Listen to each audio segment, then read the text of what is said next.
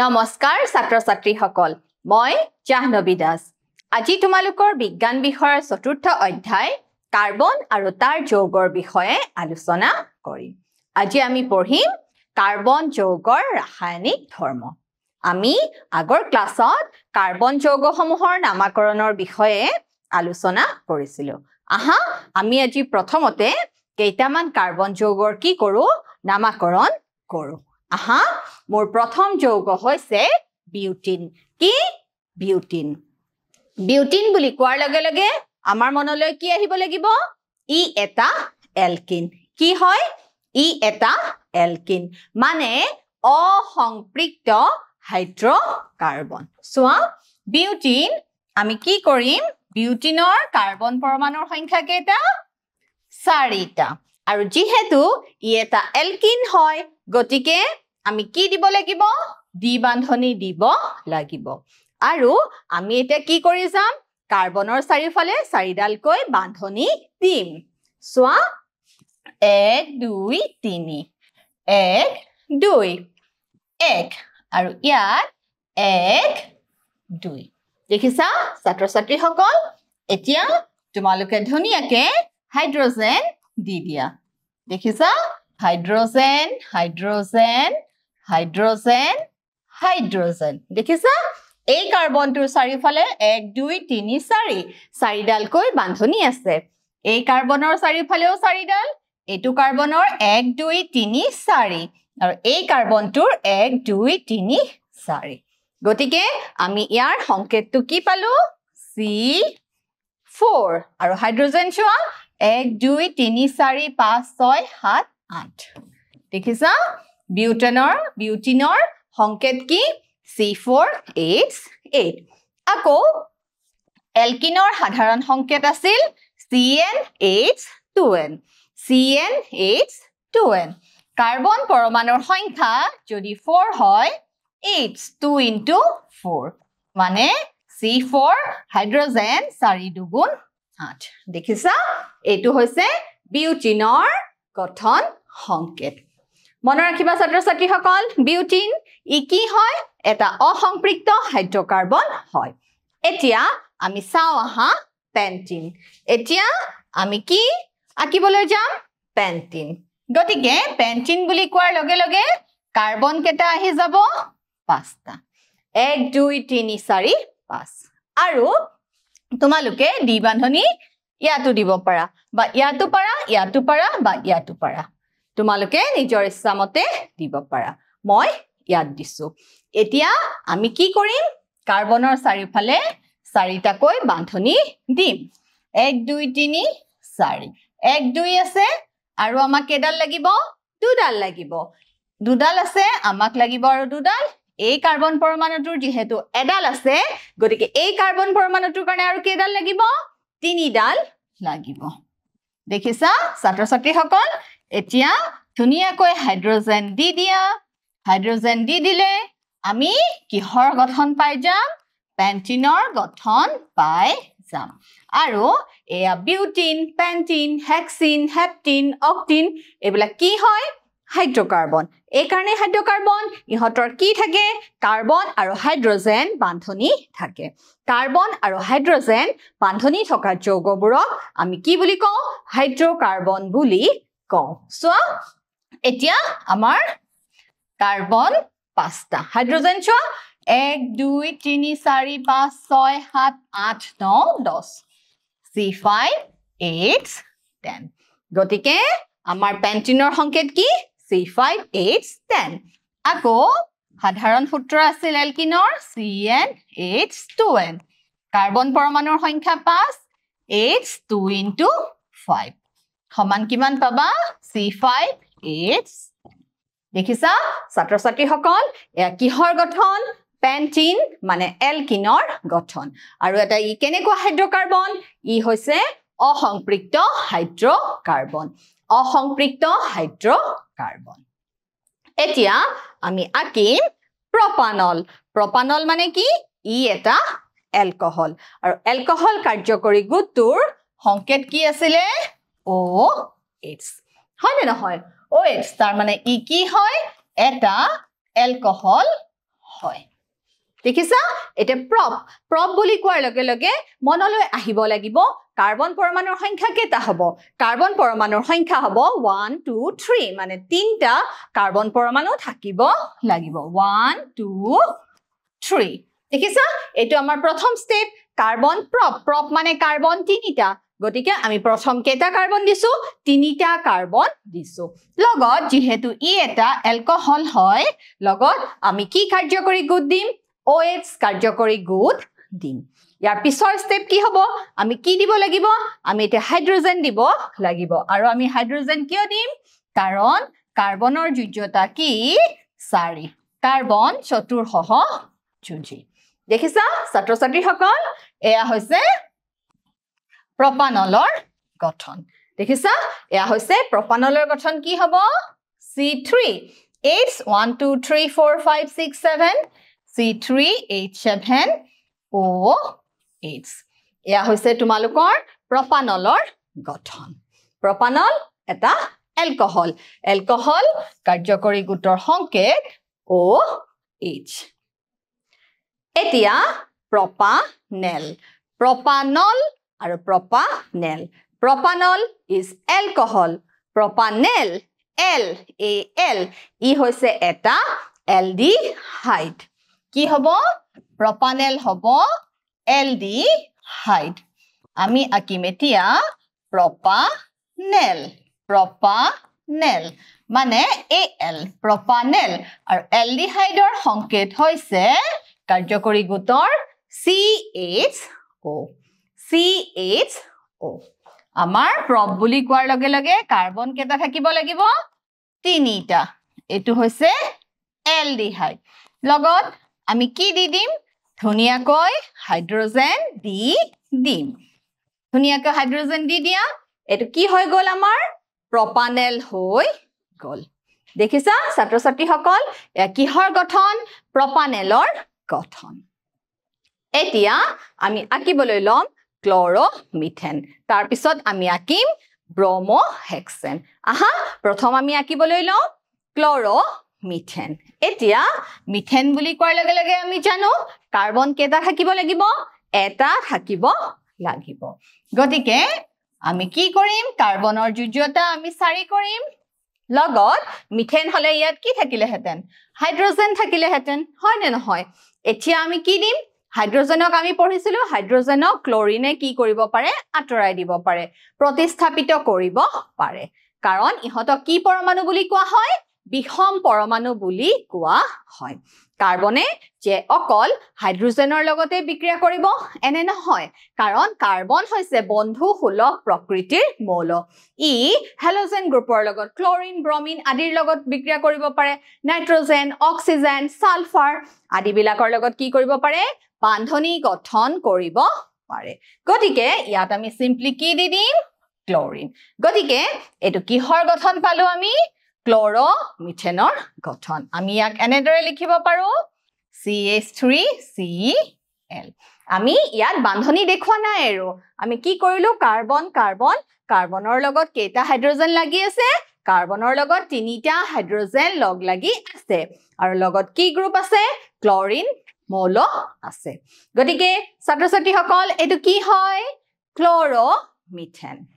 আৰু যদি ব্ৰমোমিথেন হয় তেতিয়া তোমালোকে কি দি দিবা ব্ৰমিন দি দিবা Br দি দিবা এতিয়া আমি আকিবলৈ লম ব্ৰমোহেক্সেন কি আকিম ব্ৰমোহেক্সেন কাৰ্বন কেটা থাকিব লাগিব হেক্সেন বুলি কোৱাৰ লগে লগে 1 2 3 4 5 6 হয় নে নহয় আমি ব্ৰমোহেক্সেন আমাৰ ধৰা মোৰ মন গল মই ইয়াতে দিলো তোমালোকৰ মন গল তোমালোকে ইয়াত দিবা বা ইয়াত দিবা হয় নে নহয় গতিকে এতিয়া আমি কি দিম হাইড্ৰোজেন বিলাক দি দিম আৰু কাৰ্বনৰ যোজ্যতা আমি কি কৰিম 4 কৰিম দেখিছা ধুনিয়াকে তোমালোকে হাইড্ৰোজেন বিলাক দি দিয়া হাইড্ৰোজেন দিয়াৰ লগে লগে আমি ব্ৰমোহেক্সেন পাই যাম সোৱা 1 2 3 4 5 6 হেক্সেন হে কাৰণে আমি কাৰ্বন কেটা কৈ দিলো 6 কৈ দিলো আৰু হাইড্ৰোজেন কেটা আছে সোৱা 1 2 3 4 5 6 7 8 9 10 11 12 13 হেক্সেন বুলি কলে কি হল হেতেন হাইড্ৰোজেন 14 হল হেতেন হনে নহয় যেহেতু এতিয়া ইয়ালে কি আহিলে ব্ৰমিন আহিলে গটিকে হাইড্ৰোজেন কেটা হৈ গল 13টা হৈ গল গটিকে ব্ৰহ্মহেক্সনৰ সংকেত কি হ'ব C6H13Br বুজি পাইছা ছাত্ৰ ছাত্ৰী সকল এয়া হৈছে ব্ৰহ্মহেক্সেন এতিয়া তোমালোকৰ আগত আহি পৰিছে এটা এলকহল মানে CH3CH2OH বা C2H5OH এলকহল আমি এলকহল এটা আঁকিবলৈ লওঁ এটা হয় ইথানল ইথানলৰ কাৰণে COH আমি কি দি দিম হাইড্ৰোজেন দি দিম হাইড্ৰোজেন দি দিলে আমি ইথানলৰ গঠন পাই যাম কাৰ্বন কাৰ্বন কেটা আছে দুটা আছে হাইড্ৰোজেন ছোৱা 1 2 3 4 5 গটিকে আমি একেলগে লিখিছো দেখিছা C2H5OH ই কি হৈছে ইথানলৰ গঠন ই হৈছে ইথানলৰ গঠন তোমালোকে CH3CH2OH বুলিও ক'ব পাৰা CH3 একেলগে এটা গ্ৰুপ CH2 লগত আছে OH বা একেলগে আমি মিহলাই কেনেদৰে লিখিব পাৰো C2H5OH গটিকে ইথানলৰ গঠন কি C2H5OH ইথানল ই এটা এলকহল আৰু কাৰ্যকৰী গোটটো হৈছে OH এতিয়া আমি পঢ়িম কাৰ্বন যৌগৰ ৰাসায়নিক ধৰ্ম কাৰ্বনে প্ৰতিস্থাপন বিক্ৰিয়া দেখুৱাই দহন বিক্ৰিয়া দেখুৱাই জাৰণ বিক্ৰিয়া দেখুৱাই আৰু যোগাত্মক বিক্ৰিয়া দেখুৱাই আমি চাও আহা দহন বায়ুৰ উপস্থিতিত কাৰ্বন জ্বলি তাপ আৰু পোহৰৰ লগতে কাৰ্বন ডাই অক্সাইড উৎপন্ন কৰে মানে কাৰ্বন অক্সিজেনৰ লগত লগ হৈ কাৰ্বন ডাই অক্সাইড উৎপন্ন কৰে লগত তাপ আৰু পোহৰ উৎপন্ন হয় মিথেন মিথেনে অক্সিজেনৰ লগত বিক্ৰিয়া কৰি কাৰ্বন ডাই অক্সাইড উৎপন্ন কৰে পানী আৰু লগতে তাপ আৰু পোহৰ উৎপন্ন কৰে ইথানল ইথানলে অক্সিজেনৰ লগত বিক্ৰিয়া কৰি কাৰ্বন ডাই অক্সাইড পানী আৰু তাপ আৰু পোহৰ উৎপন্ন কৰে গটিকে তোমালোকে এই ক্ষেত্ৰত দেখিছা প্ৰতিটো বিক্ৰিয়াতে কিহৰ উদ্ভৱ হৈছে তাপ আৰু পোহৰৰ উদ্ভৱ হৈছে গটিকে এইবিলাক কেনেকুৱা বিক্ৰিয়া তাপবৰ্জী বিক্ৰিয়া কেনেকুৱা বিক্ৰিয়া তাপবৰ্জী বিক্ৰিয়া সোৱা কাৰ্বন প্লাস অক্সিজেন কাৰ্বন ডাই অক্সাইড প্লাস তাপ আৰু পোহৰ মিথেন প্লাস অক্সিজেন কাৰ্বন ডাই অক্সাইড পানী তাপ আৰু পোহৰ ইথানল প্লাস অক্সিজেন কাৰ্বন ডাই অক্সাইড পানী তাপ আৰু পোহৰ ছাত্ৰ ছাত্ৰী সকল এয়া হৈছে কাৰ্বনৰ দহন বিক্ৰিয়া মনত ৰাখিবা কাৰ্বনে অক্সিজেনৰ লগত বিক্ৰিয়া কৰি কাৰ্বন ডাই অক্সাইড গেছ আৰু লগতে তাপ আৰু পোহৰ উৎপন্ন কৰে এতিয়া সোৱা এটা কাৰ্যকলাপ স্পেচুলাত যদি আমি এটা এটাকৈ নেপথেলিন কৰ্পূৰ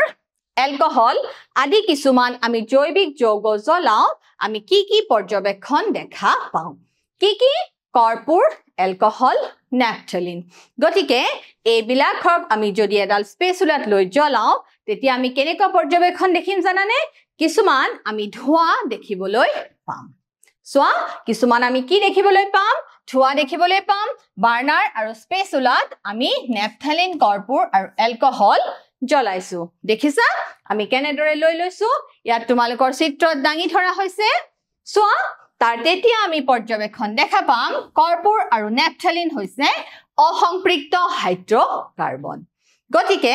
অসম্পৃক্ত হাইড্ৰকাৰ্বন পুৰিলে কি হয় মলিয়ন কলা হালধীয়া ধোঁৱাৰ সৃষ্টি হয় কিন্তু সম্পৃক্ত হাইড্ৰকাৰ্বন পুৰিলে তাৰ পৰা কি হয় জানানে নীলা শিখাৰ সৃষ্টি হয় তোমালোকে পাৰ্থক্যটো মন কৰিবা সোৱা কৰ্পূৰ আৰু নেপথেলিন অসম্পৃক্ত হাইড্ৰকাৰ্বন হেহে ইহতে হালধীয়া শিখাৰে জ্বলে আৰু অৱশিষ্ট ৰৈ যায় ইহতৰ কি ৰৈ যায় কিছুমান অৱশিষ্ট ৰৈ যায় আকৌ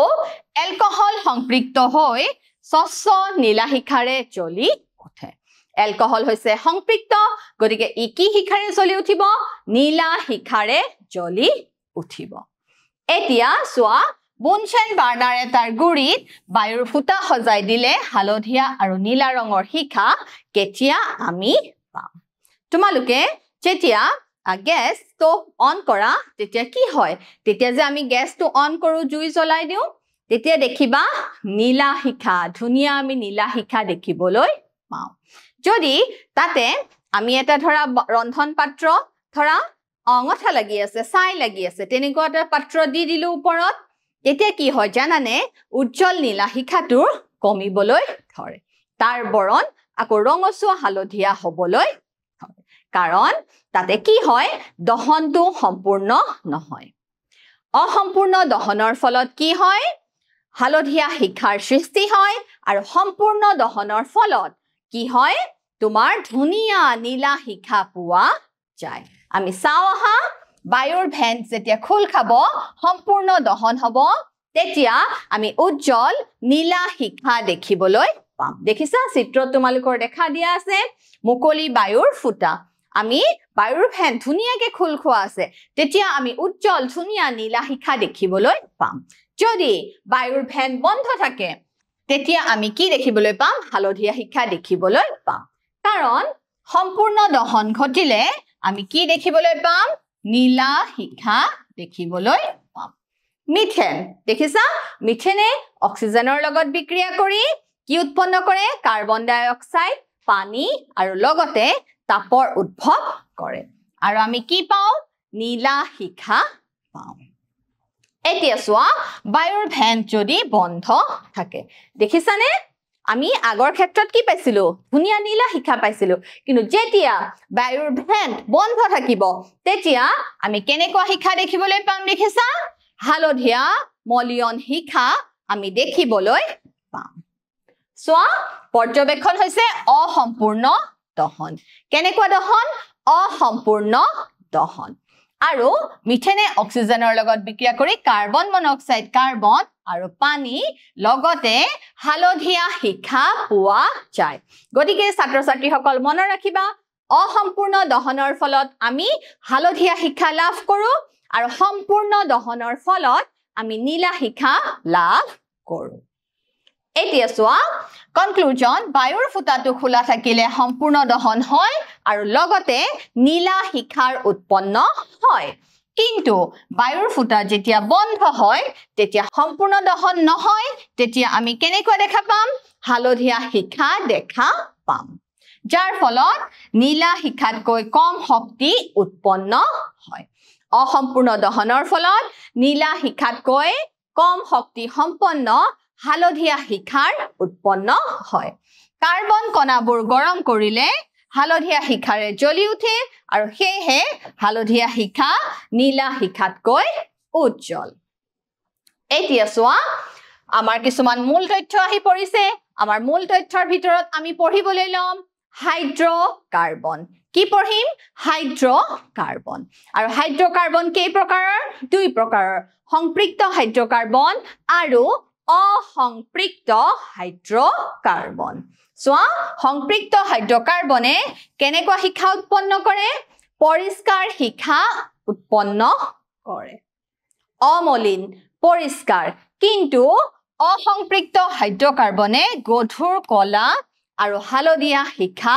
উৎপন্ন কৰে গতিকে আমি ইয়াৰ পৰা কি তথ্য লাভ কৰিলো আমি আমাৰ পৰীক্ষাৰ পৰা কি তথ্য লাভ কৰিলো সংপৃক্ত হাইড্ৰকাৰ্বনে পৰিষ্কাৰ শিখা উৎপন্ন কৰে আৰু অসংপৃক্ত হাইড্ৰকাৰ্বনে গধুৰ কলা আৰু হালধীয়া শিখা উৎপন্ন কৰে সোৱা বায়ুৰ যোগান নিষিদ্ধ কৰিলে অসম্পূৰ্ণ দহনৰ ফলত সংপৃক্ত হাইড্ৰকাৰ্বনৰ পৰাও কলা ধোৱাৰ সৈতে হালধীয়া শিখাৰ সৃষ্টি হ'ব যদি আমি বায়ুৰ যোগান বন্ধ কৰি দিও তেতিয়া সংপৃক্ত হাইড্ৰকাৰ্বনেও নীলা শিখাৰ পৰিৱৰ্তে কি শিখাৰ উৎপন্ন কৰিব হালধীয়া শিখাৰ উৎপন্ন কৰিব গতিকে আমি দেখিছো নীলা শিখা উৎপন্ন হ'বলৈ হলে কিহৰ প্ৰয়োজন বায়ুৰ প্ৰয়োজন কিহৰ প্ৰয়োজন বায়ুৰ প্ৰয়োজন এতিয়া সোয়া কয়লা আৰু পেট্ৰোলিয়াম ইন্ধন কয়লা আৰু পেট্ৰোলিয়াম ইন্ধনত নাইট্ৰজেন আৰু সালফাৰ কম পৰিমাণেও উপস্থিত থাকে আৰু ইহঁতৰ দহন ঘটিলে ইহঁত কি হয় অক্সাইডলৈ ৰূপান্তৰিত হয় ইহঁতৰ দহন যেতিয়া হয় সালফাৰ আৰু নাইট্ৰজেনৰ বিভিন্ন পৰিবেশ প্ৰদূষক অক্সাইড যেনে NO2 N2O NO আদি গঠন হ'ব পাৰে প্ৰধান পৰিবেশ প্ৰদূষক সালফাৰ ডাই অক্সাইড নাইট্ৰজেন ডাই অক্সাইড আদি বিভিন্ন ধৰণৰ অক্সাইড উৎপন্ন হয় সালফাৰ আৰু নাইট্ৰজেনৰ দহনৰ ফলত আৰু এইবোৰে কি কৰে পৰিবেশ প্ৰদূষণ কৰে এতিয়া সোয়া কয়লা আৰু পেট্ৰোলিয়াম এই উৎপত্তি কেনেদৰে হৈছিল কয়লাৰ উৎপত্তি হৈছিল জৈৱিক পদাৰ্থৰ পৰা কেনেকুৱা কয়লাৰ উৎস কি জৈৱিক উৎস সোয়া গছ ফাৰ্ণ আৰু উদ্ভিদ ভূমিকম্প বা আগ্নেয়গিৰিৰ প্ৰভাৱত পৃথিৱীৰ শিলৰ তৰপৰ মাজত কি হয় সোয়া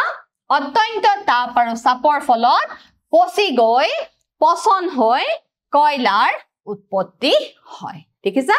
ভূমিকম্প বা আগ্নেয়গিৰি আদিৰ ফলত প্ৰচণ্ড তাপ আৰু চাপৰ ফলত কি হয়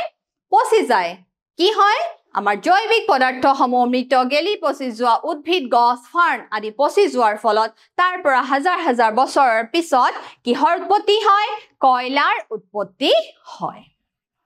এতিয়া সোয়া পেট্ৰোলিয়ামৰ উৎপত্তি লাখ লাখ বছৰৰ আগতে